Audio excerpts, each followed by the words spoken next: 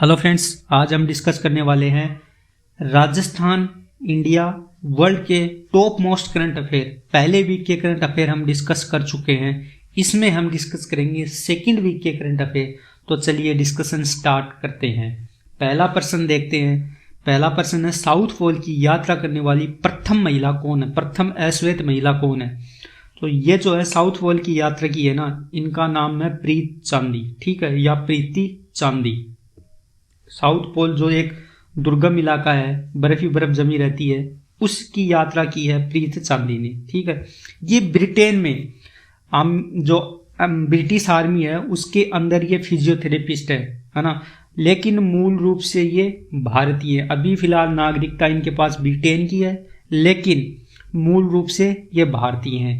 अब ये देखो, भारत, ये इनका नाम है वो क्या है? प्रीत चंदी है। पोलर प्रीत के नाम से ये मशहूर है।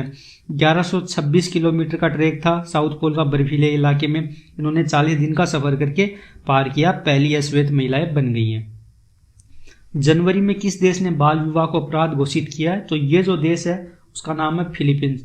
फिलीपींस में बहुत ज़्यादा बाल विवाह होते हैं, है ना। तो अब वहाँ 18 साल से कम उम्र की लड़की का विवाह करने पर माँ बाप को 12 साल की जेल होगी, और 12वीं ही रैंक है।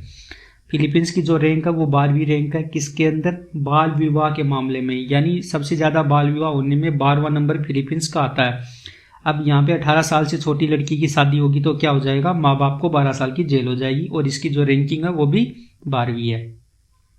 केंद्र सरकार के अनुसार वर्ष 2021-22 के लिए भारत की जीडीपी ग्रोथ दर कितनी रहने वाली है? तो ये रहने वाली है 9.2%, ठीक है। एनएसओ नेशनल स्टैटिस्टिकल ऑर्गेनाइजेशन, जो कि वित्त मंत्रालय के अधीन कार्य करता है, उसके द्वारा ये आंकड़े जारी किए गए। उन्होंने बताया कि भारत की दर वो दुनिया में सबसे ज़्यादा रहेगी। कितनी रहेगी? 9.2% रह सकती है, यानी 9.2% रहने वाली है भारत की जीडीपी की ग्रोथ रेट। चलते हैं अगले क्वेश्चन की ओर। नागौर के किस अभियान को एक्सीलेंस इन गवर्नमेंट प्रोसेस री engineering for digital transformation award से नवाजा गया है? तो नागौर को की जो सिलिकोसिस केयर नीति है उसके लिए 24वां जो एक्सीलेंस अवार्ड है वो प्रदान किया गया है। अब मैं बता दूं, यहाँ पे सिलिकोसिस बीमारी ज़्यादा होती है, क्योंकि जो पत्थरों की कटाई, मार्बल की कटाई होती है, उससे जो ड्राई मतलब वेस्ट जो उड़ता है ना, वो डायरेक्ट फेफड़ों में जाता है। इसके लिए इन्होंने बहुत काम किया है ना। तो क्या होता है, इनके लिए 24वां नेशनल ई गवर्नेंस अवार्ड इनको प्रदान किया गया है। अब अंडर-19 वर्ल्ड कप कहाँ होने वाला है? ये होने वाला वेस्ट इंडीज में, है ना। U19 या अंडर-19 वर्ल्ड कप 2022 कहाँ आयोजित हो रहा है? ये फिलहाल चल रहा है। कहाँ चल रहा है? वेस्ट इंडीज में चल रहा है। इसके अंदर 16 टीमें भाग ले रही हैं। 48 मैच होंगे, 23 दिन तक चलेगा, है ना। और ये कहाँ होने वाला है? ये वेस्ट इंडीज में होने वाला है, यही आपको याद रखना है। और इसमें कितनी टीमें भाग ले रही हैं? 16 टीमें भाग ले रही है। भारत की किस कंपनी ने अमेरिकी होटल मैंड्रिन ओरिएंटल को खरीद लिया है? तो मैंड्रिन होटल है वो है यूएसए में, न्यूयॉर्क में, यानी यूएसए के न्यूयॉर्क में इसको खरीदने वाली है रिलायंस कंपनी। और जो रिलायंस में भी कौन सी, जो मुकेश अंबानी के पास है, इन्होंने 729 करोड़ रुपए की बोली लगाकर मैंड्रिन होटल यानी मैंड्रिन ओरिएंटल होटल है उसको खरीद लिया है। ये कहाँ का होटल था? यूएसए का होटल था। पंजाब के नए डीजीपी नियुक्त कौन किए गए हैं? तो ये जो डीजीपी नियुक्त किए गए हैं ये वीके भावरा नियुक्त किए गए हैं। अब ये मतलब न्यूज में क्यों है? ये इसलिए न्यूज में है क्योंकि ये पंजाब के डीजीपी नियुक्त किए गए और राजस्थान से बिलोंग करते हैं। राजस्थान में भरतपुर जिले के बयाना जो तहसील है वहां से ये बिलोंग करते हैं। इनका नाम क्या है? वीके भावरा है, ठीक है। इनको असम से पंजाब बुलाया गया, पहले इनकी ड्यूटी असम थी। राजस्थान माध्यमिक शिक्षा बोर्ड RBSE का जो नया संभागीय कार्यालय है वहाँ कहाँ खुलने वाला है? मैं बता दूं, पहले अजमेर में है ही एक, मुख्य जो है वो कहाँ है? अजमेर में। अब कहाँ बनने वाला? बीकानेर में, ठीक है। बीकानेर में इसके लिए जमीन है ना वो आवंटित की जा चुकी है और नया भवन बनने वाला है। निम्न कथनों पर आपको विचार करना है कि प्रवासी भारतीय दिवस 9 जनवरी को मनाया जाता है और सबसे ज्यादा भारतीय प्रवासी कनाडा में रहते हैं। तो कौन से कथन सही है? कथन 1 सही है, 2 गलत है, क्योंकि कनाडा में नहीं बल्कि यूएसए के अंदर है ना अपने सबसे ज़्यादा भारतीय रहते हैं, है ना। हर साल बाहर से 3 करोड़ 20 लाख भारतीय विदेश में जाते हैं, जिनमें से 44.5 लाख यानी 44.5 लाख केवल और केवल अमेरिका में जाते हैं। और वो अब इतने ज़्यादा मतलब वहाँ पे नीति हो गए हैं कि वहाँ की नीतियों में भी असर डाल रहे हैं। अभी 9 जनवरी को क्या है अपना जो प्रवासी भारतीय दिवस है, क्यों मनाया जाता है? क्योंकि 9 जनवरी को कौन आए थे? महात्मा गांधी आए थे।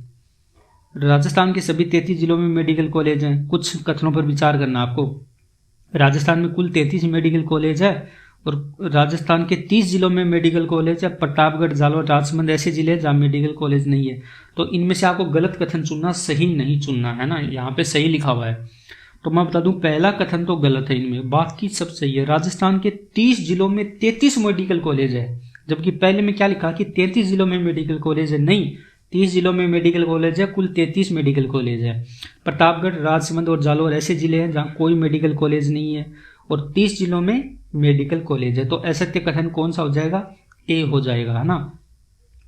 अब इनके बारे में जान लेते हैं कि राजस्थान ने 25 साल में कितनी ग्रोथ करी है। पहले राजस्थान के अंदर 7 जिलों में 8 मेडिकल कॉलेज थी, अब 30 जिलों में 33 मेडिकल कॉलेज हो गई हैं। ठीक है। मातृ मृत्यु दर है ना वो 445 से घट करके 164 प्रति लाख आ गई, यानी महिलाओं की मौत हो रही है। अब कोरोना के नए वेरिएंट डेल्टा क्रोन का नाम किसने दिया है? तो मैं बता दूं ये नाम दिया साइप्रस ने। डेल्टा जो वेरिएंट था वो क्या घातक था, है ना। ओमिक्रॉन क्या है? ज्यादा संक्रमित होने वाला, यानी तेजी से फैलने वाला।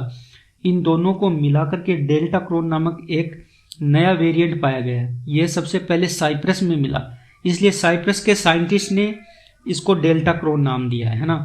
इसके अंदर दोनों की गुण है, कौन से? डेल्टा और ओमिक्रॉन के, इसलिए इसका नाम है डेल्टा क्रोन। जनवरी 2022 में नेशनल जूनियर बास्केटबॉल पुरुष प्रतियोगिता किसने जीती है? तो मैं बता दूं ये जो जूनियर बास्केटबॉल पुरुष प्रतियोगिता का आयोजन मध्य प्रदेश में हुआ है। इसका जो फाइनल मुकाबला है वो मध्य प्रदेश के इंदौर में खेला गया था, पंजाब वर्सेस राजस्थान में। तो राजस्थान ने पंजाब को हराया, राजस्थान जीत गया, तो राजस्थान को गोल्ड मेडल मिला। तो ये आपको ध्यान रखना है कि राजस्थान इसका विजेता है। ठीक है। 24 साल बाद राजस्थान ने जीता जूनियर बास्केटबॉल का गोल्ड। महिलाओं ने क्या जीता है? सिल्वर। महिलाओं को दूसरा स्थान प्राप्त हुआ है। फाइनल में चंडीगढ़ को हराया था, किसने? राजस्थान ने। जीता कौन? Rajasthan. Irfan dialogue with the wind नामक पुस्तक के लेखक कौन है?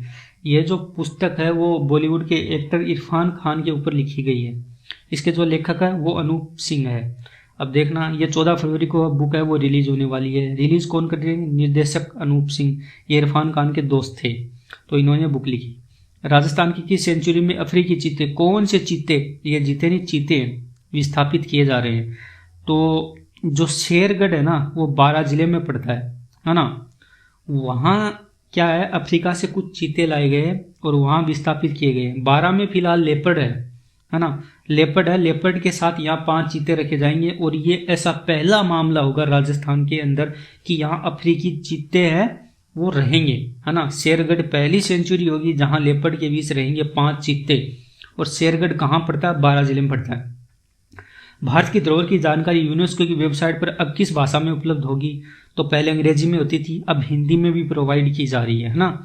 तो इसका जो सही आंसर है वो हिंदी हो जाएगा, है ना। अब यूनेस्को का जो कार्यालय वो पेरिस में, यूनेस्को वर्ल्ड हेरिटेज सेंटर की वेबसाइट है, उस पर अब हिंदी में जानकारी मिलेगी। आईपीएल का नया प्रायोजक कौन है? तो यह है टाटा है।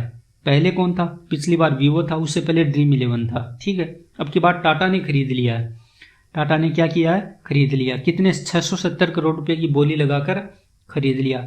तो टाटा अब की बार प्रायोजक होगा। प्रायोजक मतलब स्पॉन्सरशिप इसी को मिल गई है। अब टाटा आईपीएल नाम से जाना जाएगा, वीवो आईपीएल की जगह। पहले में डीएलएफ, दूसरे में पेप्सी, फिर वीवो, ड्रीम 11, वीवो और टाटा, कुछ इस तरीके से चली थी। अब सोलर रूफटॉप प्लांट में राजस्थान का कौन सा स्थान है? तो मैं बता दूं राजस्थान का इसमें स्थान है तीसरा। सोलर जो छत पे जो सोलर लगा रखे हैं ना उनको ग्रिड से भी जोड़ा गया है और 545 मेगावाट की जो स्थापित क्षमता राजस्थान है ना वो अभी तक कर चुका है ना। तो राजस्थान का स्थान आता है इसके अंदर तीसरा। ठीक है। 40% सब्सिडी दी जाती है।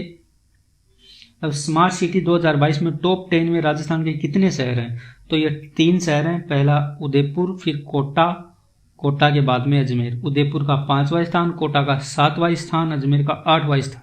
अजमेर ने फिलहाल बहुत ज़्यादा रैंकिंग में सुधार किया है।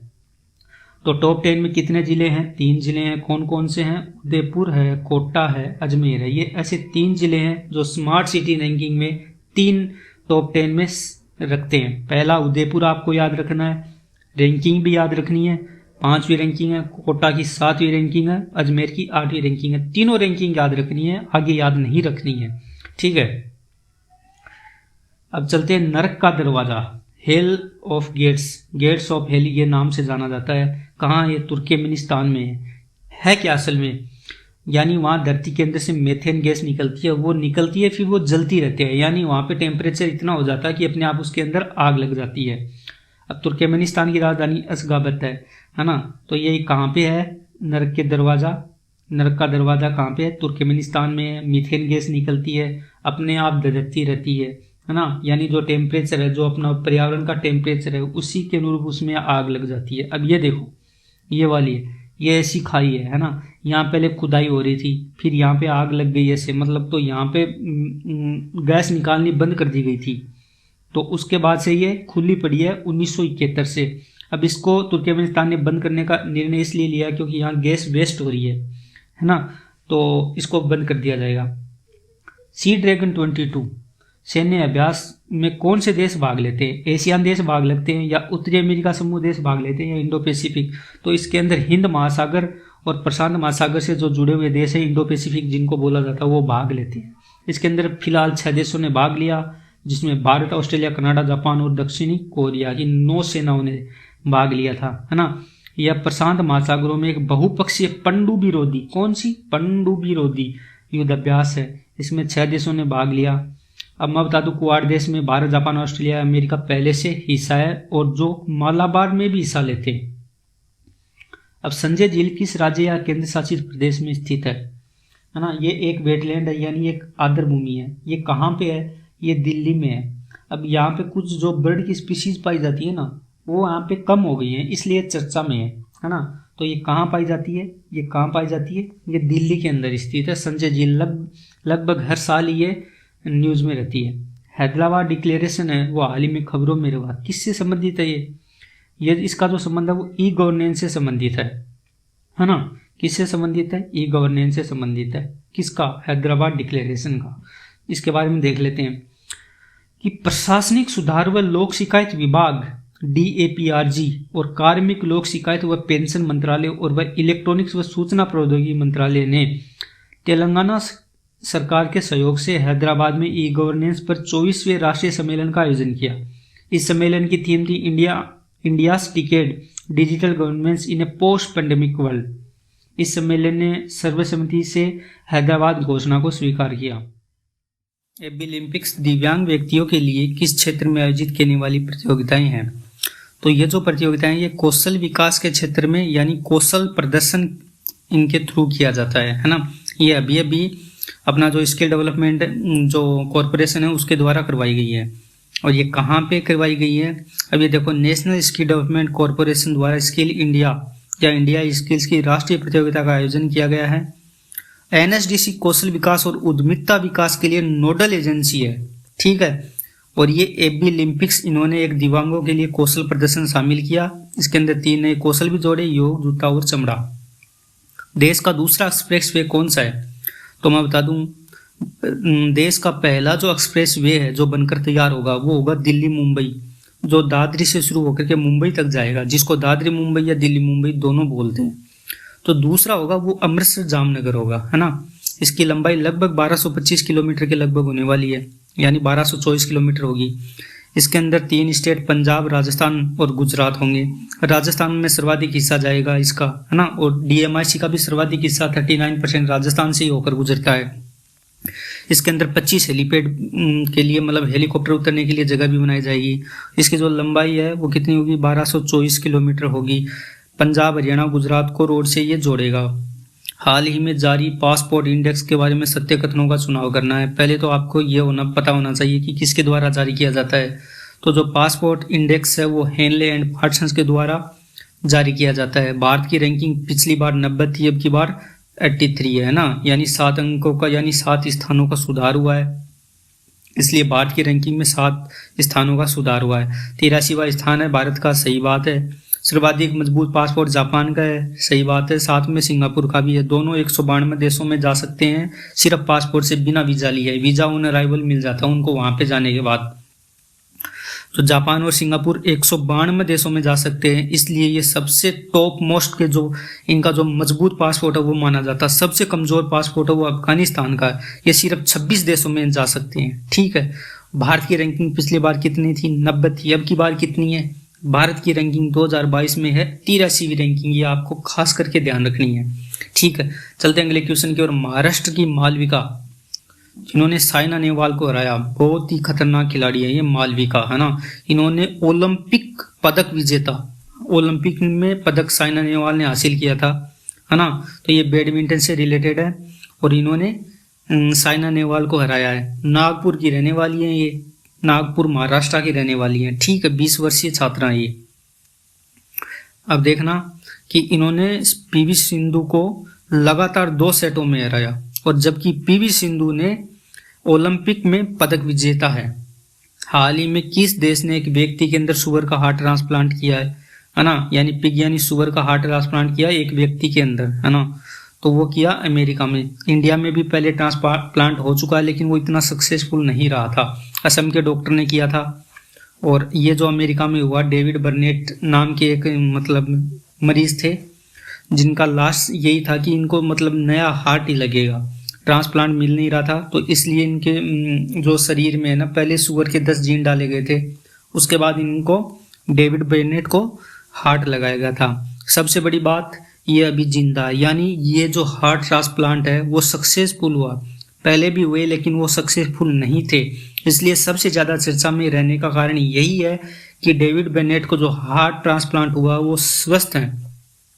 हाल ही में किस महिला ने तंजानिया की किलिमंजारो चोटी को फतह किया? तो मैं बता दूं, तंजानिया है वहाँ एक मतलब जो अफ्रीकी महाद्वीप का एक देश है तंजानिया, और तंजानिया के अंदर एक चोटी है किलिमंजारो, यानी पूरे अफ्रीकी महाद्वीप की सबसे ऊंची चोटी है, उसका नाम है किलिमंजारो। इसको फतह किया किसने? रजनी चौधरी ने। रजनी चौधरी कहाँ की रहने वाली है? रजनी चौधरी रहने वाली है खंडेला की, जिला सीकर, यानी खंडेला कस्बे के सीकर की रहने वाली रजनी चौधरी ने तंजानिया की किलिमंजारो चोटी को फतह किया, है ना। तो ये एक बहुत ही अच्छा क्वेश्चन होने वाला है। हाँ देखो, खंडेला की बेटी रजनी चौधरी ने 19,341 फीट ऊंचे किलिमंजारो को किया। और ये सबसे बड़ी बात, सीकर जिले का जो बेटी बचाओ बेटी पढ़ाओ अभियान है उसकी ब्रांड एम्बेसडर भी है। इनका गांव है प्रतापपुरा, खंडेला, सीकर। ठीक है, वीर बाल दिवस कब मनाया जाता है? तो पहला ऑप्शन है 14 नवंबर। 14 नवंबर को मनाया जाता है बाल दिवस, चाचा नेहरू के जन्मदिन के उपलक्ष्य में, है ना। अब ये जो वीर बाल दिवस है ये पहली बार मनाना शुरू किया अब की बार से, और ये अब चर्चा में क्यों है? क्योंकि गुरु गोविंद सिंह के 4 साहिबजादे थे, यानी पुत्र थे, वो शहीद हुए थे इस दिन, इसलिए ये मनाया जाता है। अब ये जो 4 साहिबजादे थे, यानी इनको 4 पुत्र थे, उनके शहादत के दिन 26 दिसंबर को वीर बाल दिवस मनाने की घोषणा की गई है। अब चर्चा में रहने का कारण यह है कि सिख समाज ने इसका विरोध किया है कि आपने ये वीर बाल दिवस मनाने का मतलब घोषणा कर दी, लेकिन सिख समाज से इसके बारे में पूछा नहीं गया, इसलिए सिख समाज ने इसका विरोध किया कि हमको कम से कम पूछ लेते। तो इसलिए दोबारा जनवरी के अंदर चर्चा में आ गया है। चर्चा में रहने का कारण यही है। ठीक है, तो ये आपको याद रखना है। प्रतिवर्ष विश्व हिंदी दिवस कब मनाया जाता है? ये 10 जनवरी को मनाया जाता है। ठीक है, हिंदी दिवस कब मनाया जाएगा? 10 जनवरी को। एशियन इंफ्रास्ट्रक्चर इन्वेस्टमेंट बैंक के उपाध्यक्ष के रूप में किसे नियुक्त किया गया है? तो उर्जित पटेल को उपाध्यक्ष के रूप में नियुक्त किया गया है। गोल्डन ग्लोब 2022 पुरस्कार की सर्वश्रेष्ठ film power of the dog. ठीक है, पावर ऑफ द डॉग को ये पुरस्कार मिला है 2022 के अंदर। विश्व बैंक ने वैश्विक आर्थिक प्रोस्पेक्ट रिपोर्ट के अनुसार भारत की जीडीपी दर का अनुमान रखा है 8.3%। ठीक है, एनएसओ ने कितना रखा था? 9.2%, और वर्ल्ड बैंक ने 8.3%, यानी लगभग 0.9 कम रखा है इन्होंने, है ना। तो एनएसओ वित्त वर्ष के लिए 9.2 और रिजर्व बैंक ने 9.5, एचडीएफसी ने 9.5, 9 से 9.5। हाल ही में जो मिशन अमानत है वो किसके द्वारा लॉन्च किया गया था? जो मिशन अमानत है वो रेलवे सुरक्षा बल यानी आरपीएफ, रेलवे पुलिस फोर्स के द्वारा ये लॉन्च किया गया था। हाल ही में कौन सा शहर बैटरी से चलने वाली इलेक्ट्रिक नौकाओं की श्रृंखला में पहली नौका लॉन्च करके जल मेट्रो परियोजना वाला शहर बन गया है? तो ये केरल में लॉन्च की गई है, केरल के कोच्चि शहर में, है ना। तो जल मेट्रो सबसे पहले कहाँ है इंडिया के अंदर? ये केरल में होने वाली है। भारत की भारतीय ऐतिहासिक अनुसंधान परिषद ICHR का जो नया अध्यक्ष है किसे बनाया गया है? रघुवेंद्र तंवर को बनाया गया है। Indian council for historical research, यहाँ पे जो मोस्ट इम्पोर्टेंट बात आपको ध्यान रखनी है वो ये रखनी है कि ये शिक्षा मंत्रालय के अधीन आता, न कि सांस्कृतिक मंत्रालय के अधीन। ठीक है, तो रघुवेंद्र तंवर कौन है? इसके अध्यक्ष नियुक्त किए गए हैं, इसलिए अभी फिलहाल चर्चा में। महिला सशक्तिकरण को बढ़ावा देने के लिए जनवरी 2022 में लेजेंड लीग क्रिकेट का एम्बेसडर किसे नियुक्त किया गया है? झूलन गोस्वामी को लॉन्च किया गया। इनके ऊपर एक बायोपिक भी बनने वाली है जिसके अंदर अनुष्का शर्मा हीरोइन होंगी, है ना। तो ये थोड़ा सा अभी न्यूज में है झूलन गोस्वामी, इसलिए आपको याद रख लेना। और ये जो क्रिकेट लीग लेजेंड्स लीग है ना, उसको भी ध्यान में रख लेना आप। हाल ही में मुंबई में 12वां भारत रत्न डॉक्टर अंबेडकर पुरस्कार व अंतर्राष्ट्रीय बुद्ध शांति पुरस्कार किसको दिया गया है? तो ये दिया गया है भगत सिंह कोश्यारी को। किसको दिया गया है? भगत सिंह कोश्यारी को। तो आपको थोड़ा ध्यान रख लेना है। अब अगले क्वेश्चन की ओर। भारत में हाल ही ने ब्रह्मोस क्रूज मिसाइल का जो परीक्षण किया, कहाँ किया? ये विशाखापत्तनम में किया है। ब्रह्मोस मिसाइल के बारे में जान लें, ये इंडिया और रशिया का एक जॉइंट वेंचर है ना। इसमें जो इसका ब्रह्मोस नाम है वो 2 नदियों से मिलाकर बनाया गया है, ब्रह्मपुत्र प्लस मॉस्को, यानी ब्रह्म प्लस मॉस, है ना, इसलिए इसका नाम है ब्रह्मोस। इंडिया और रशिया यानी रूस और भारत का जॉइंट वेंचर है और ये बहुत ही खतरनाक मिसाइल है। हाल ही में भारत इसको एक्सपोर्ट करने के लिए भी नोटिस जारी कर चुका है। तो ये थे अपने जनवरी का जो सेकेंड वीक है उसके करंट अफेयर। थर्ड वीक के करंट अफेयर 22 जनवरी को इसी चैनल पे जारी कर दिए जाएंगे, वीडियो अपलोड कर दिया जाएगा, इसलिए आप है ना चैनल को सब्सक्राइब कर लीजिए। और कमेंट बॉक्स में आप ज़रूर बताना, अपना फीडबैक है वो प्रोवाइड करना कि कैसे लगे। मैं इसकी PDF है उसका लिंक डिस्क्रिप्शन बॉक्स में डाल दूंगा, यदि आप PDF डाउनलोड करना